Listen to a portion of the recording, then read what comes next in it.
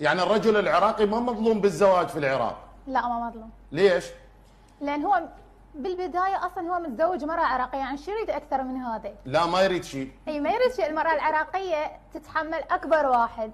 هو اذا تزوج سوريه لبنانيه تونسيه منو تقدر تتحمله؟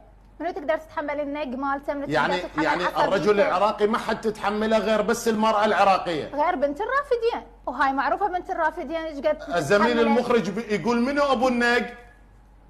من اللي تنق اكثر؟ زين هو شنو السبب اللي خلاها تنق؟ شنو السبب؟ غير الرجال يجي يعصبها، الرجال يجي يطلعها من طورها ويخليها والله ست شروق يا ريت الرجل العراقي يعرف شنو السبب حتى يبطل ما يتعصبها. يعني اكيد من يقعد وياها يتفاهم وياها يحكي وياها يفهمها راح يعرف السبب. يعني هسه هو من استاذ هو يعني هنا الرجل العراقي ما مظلوم بالزواج؟ لا ما مظلوم. ايهما اصعب؟ الرجل بدون امراه ام امراه بدون رجل؟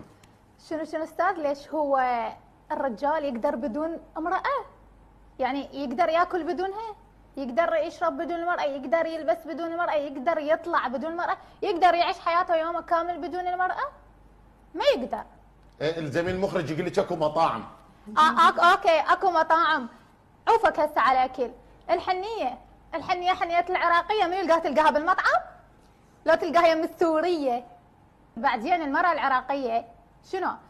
هي شلون اقول لك اياها؟ على قد حنيتها لازم يحطوا لها علم باعلام الامم المتحده. ما شاء الله على حنيتها يعني. ما شاء الله. لا يعني المراه العراقيه المفروض نخلي لها علم بالامم المتحده. اي طبعا. لا شنو؟ استاذ وسام مو بس علم، هي المراه العراقيه هي الاكسجين اللي بالجو، هي النووي اللي تحارب عليه الدول كلها. لا اله الا الله. والله عاد شنو؟ لا اله الا الله. المراه العراقيه علم ومنهاج وكتاب ونووي تحارب عليه كل الدول. ليش؟ شنو قليله بحقها مثلا؟ زين اسالك سؤال، هل المراه العراقيه تحس بخيانه الرجل؟ يعني عندها الحاسه السادسه بخيانه الرجل؟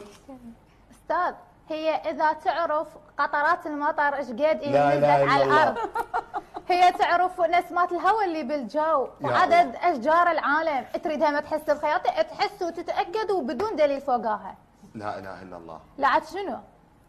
يعني هسه اثنيناتهم عايشين بالكره الارضيه، يعني تحس لو هو بالمريخ وهي بالارض والله تعرف وتحس بيده يخونها وتتاكدها. هاي المراه العراقيه بعد